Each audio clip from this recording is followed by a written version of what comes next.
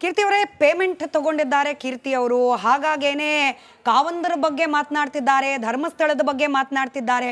ಈಗ ಪೇಮೆಂಟ್ ಯಾರು ತಗೊಂಡ್ರು, ಎಷ್ಟು ತಗೊಂಡ್ರು ಆಚೆ ಬರ್ತಾ ಇದೆ. ಸತ್ಯ ಹೇಳಲಿಕ್ಕೆ ಪೇಮೆಂಟ್ ಬೇಡಲ್ಲ.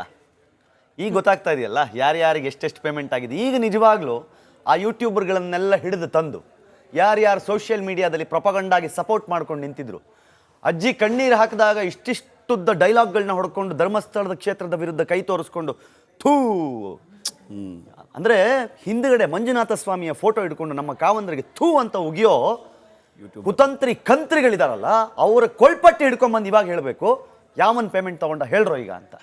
ಎಲ್ಲಿದ್ದಾರೆ ಮುಖ ಇದೆಯಾ? ಇವತ್ತು ಬೆಳಗ್ಗೆ ಥರ್ಡ್ ಐ ಚಾನಲ್ನವ್ರು ಇವತ್ತು ಕುತ್ಕೊಂಡು ಈಗ ಹೇಳ್ತಿದ್ದಾರೆ, ನಾವು ಪ್ರಯತ್ನ ಪಟ್ವಿ ಸಾಕ್ಷಿಗಳನ್ನು ಹುಡುಕ್ಲಿಕ್ಕೆ, ಆದರೆ ಅಜ್ಜಿ ಹೇಳಿದ್ದನ್ನೇ ನಂಬಿಕೊಂಡು ನಾವು ಹಿಂಗೆ ಮಾಡ್ಬಿಟ್ವಿ, ದಿಕ್ಕೇ ಚೇಂಜ್ ಆಗಿಬಿಡ್ತು. ಅವತ್ತು ನಂಬಿಸ್ಬೇಕಾದ್ರೆ ಕುತ್ಕೊಂಡು ಸುಳ್ಳು ಹೇಳಬೇಕಾದ್ರೆ ಪ್ರತಿದಿನ ಸಾಯಂಕಾಲ 7 ಗಂಟೆಗೆ ಬಂದು ಗಂಟೆಗಟ್ಟಲೆ ಭಾಷಣ ಬಿಗಿಬೇಕಾದ್ರೆ ನಾವು ಹೇಳಿದ್ವಿ ಅವ್ರು ಸುಳ್ಳು ಹೇಳ್ತಾ ಇದ್ದಾರೆ, ಅವ್ರು ತಪ್ಪು ಮಾಡ್ತಿದ್ದಾರೆ, ಅವ್ರು ತಪ್ಪು ಮಾಹಿತಿ ಕೊಡ್ತಿದ್ದಾರೆ ಅಂತ ಹೇಳಿದ್ರೆ ಜನ ನಮಗುಗಿದ್ರು. ನಾನು ಗಿಳಿಯಾರಣ್ಣ ಬೈಸ್ಕೊಂಡಿರೋದು ಲೆಕ್ಕನೇ ಇಲ್ಲ.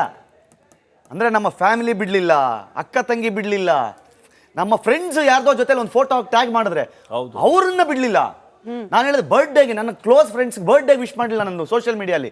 ಅವ್ರಿಗೆ ಅಪ್ಪಿತಪ್ಪಿ ವಿಶ್ ಮಾಡಿದ್ರೆ ಅವ್ರಿಗೂ ಅಟ್ಯಾಕ್ ಮಾಡೋರು. ಎಷ್ಟು ಎರಡೆರಡುಗಳನ್ನು ಬದಲಾಯಿಸ್ತೆ, ವೆಹಿಕಲ್ ಬದಲಾಯಿಸ್ತೆ, ಥ್ರೆಟ್ಟು, ಕೈಗೆ ಸಿಕ್ಕು ತುಂಡು ಮಾಡಿಬಿಡ್ತೀವಿ, ಸಿಗದು ಬಿಡ್ತೀವಿ, ಬಗದು ಬಿಡ್ತೀವಿ. ಏನಕ್ಕೆ? ಸತ್ಯ ಹೇಳಿದ್ದಕ್ಕ. ಇವತ್ತು ಮುಖ ಇದೆಯಾ?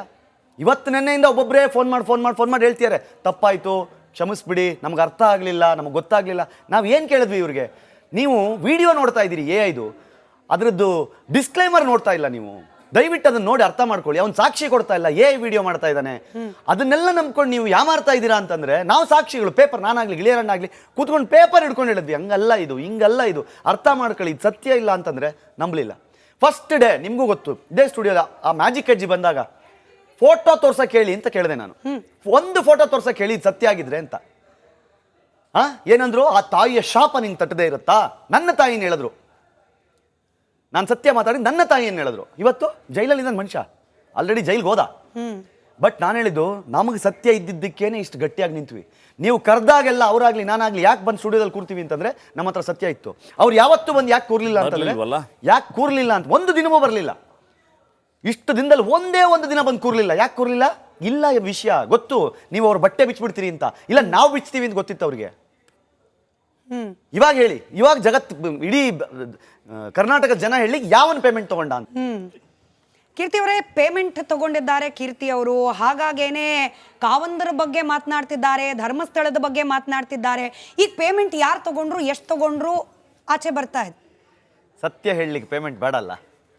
ಈಗ ಗೊತ್ತಾಗ್ತಾ ಇದೆಯಲ್ಲ ಯಾರ್ಯಾರಿಗೆ ಎಷ್ಟೆಷ್ಟು ಪೇಮೆಂಟ್ ಆಗಿದೆ. ಈಗ ನಿಜವಾಗ್ಲೂ ಆ ಯೂಟ್ಯೂಬರ್ಗಳನ್ನೆಲ್ಲ ಹಿಡಿದು ತಂದು ಯಾರ್ಯಾರು ಸೋಷಿಯಲ್ ಮೀಡಿಯಾದಲ್ಲಿ ಪ್ರೊಪಗಂಡಾಗಿ ಸಪೋರ್ಟ್ ಮಾಡ್ಕೊಂಡು ನಿಂತಿದ್ರು, ಅಜ್ಜಿ ಕಣ್ಣೀರು ಹಾಕಿದಾಗ ಇಷ್ಟಿಷ್ಟುದ್ದ ಡೈಲಾಗ್ಗಳನ್ನ ಹೊಡ್ಕೊಂಡು ಧರ್ಮಸ್ಥಳದ ಕ್ಷೇತ್ರದ ವಿರುದ್ಧ ಕೈ ತೋರಿಸ್ಕೊಂಡು ಥೂ ಅಂದರೆ ಹಿಂದುಗಡೆ ಮಂಜುನಾಥ ಸ್ವಾಮಿಯ ಫೋಟೋ ಇಟ್ಕೊಂಡು ನಮ್ಮ ಕಾವಂದರಿಗೆ ಥೂ ಅಂತ ಉಗಿಯೋ ಕುತಂತ್ರಿ ಕಂತ್ರಿಗಳಿದಾರಲ್ಲ, ಅವರ ಕೊಳ್ಪಟ್ಟಿ ಹಿಡ್ಕೊಂಡ್ಬಂದು ಇವಾಗ ಹೇಳಬೇಕು ಯಾವನ್ ಪೇಮೆಂಟ್ ತಗೊಂಡ ಹೇಳ್ರೋ ಈಗ ಅಂತ.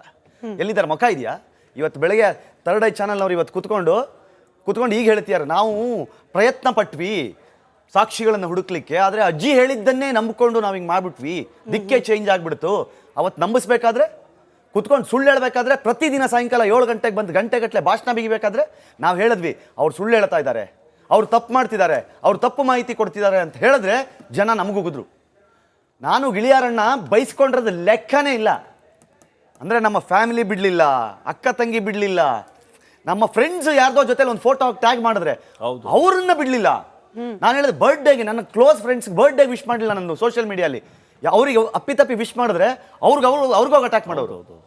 ಎಷ್ಟು ಎರಡೆರಡುಗಳನ್ನು ಬದಲಾಯಿಸ್ತೆ, ವೆಹಿಕಲ್ ಬದಲಾಯಿಸ್ತೆ, ಥ್ರೆಟ್ಟು, ಕೈಗೆ ಸಿಕ್ಕು ತುಂಡು ಮಾಡಿಬಿಡ್ತೀವಿ, ಸಿಗದು ಬಿಡ್ತೀವಿ, ಬಗದು ಬಿಡ್ತೀವಿ. ಏನಕ್ಕೆ? ಸತ್ಯ ಹೇಳಿದ್ದಕ್ಕ. ಇವತ್ತು ಮುಖ ಇದೆಯಾ?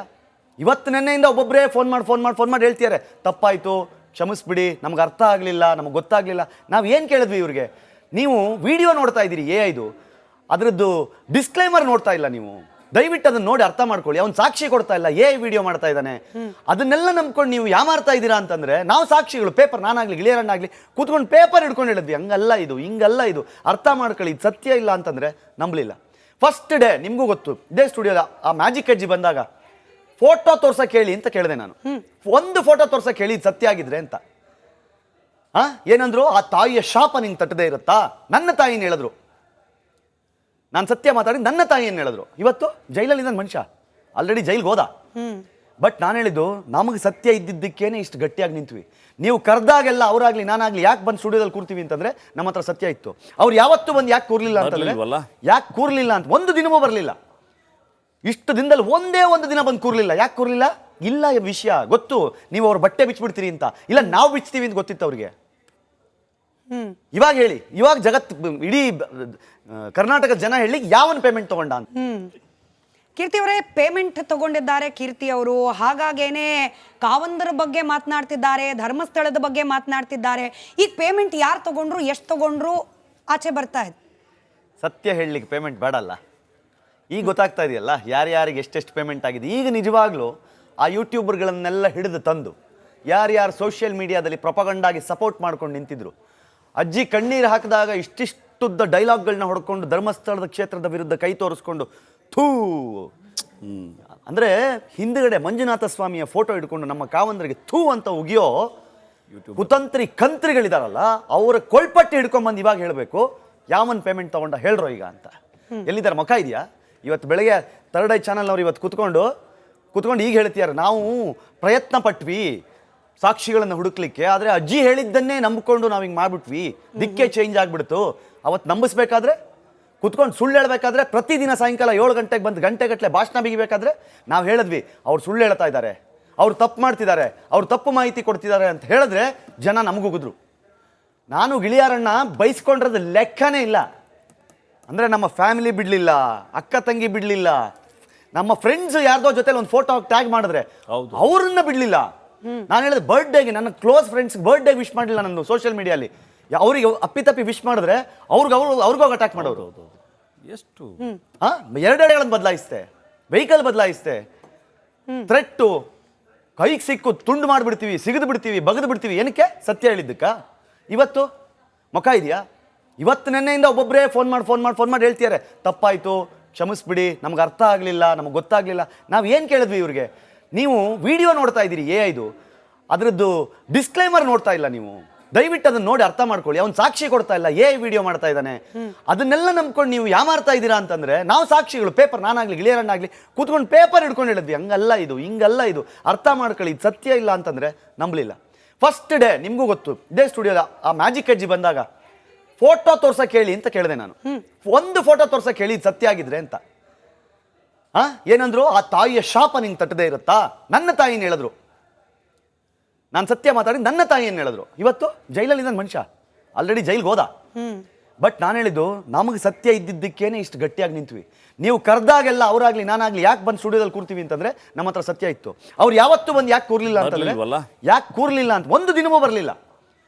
ಇಷ್ಟು ದಿನದಲ್ಲಿ ಒಂದೇ ಒಂದು ದಿನ ಬಂದು ಕೂರ್ಲಿಲ್ಲ. ಯಾಕೆ ಕೂರ್ಲಿಲ್ಲ? ಇಲ್ಲ ವಿಷಯ ಗೊತ್ತು, ನೀವು ಅವ್ರ ಬಟ್ಟೆ ಬಿಚ್ಚಿಬಿಡ್ತೀರಿ ಅಂತ. ಇಲ್ಲ ನಾವು ಬಿಚ್ತೀವಿ ಅಂತ ಗೊತ್ತಿತ್ತು ಅವ್ರಿಗೆ.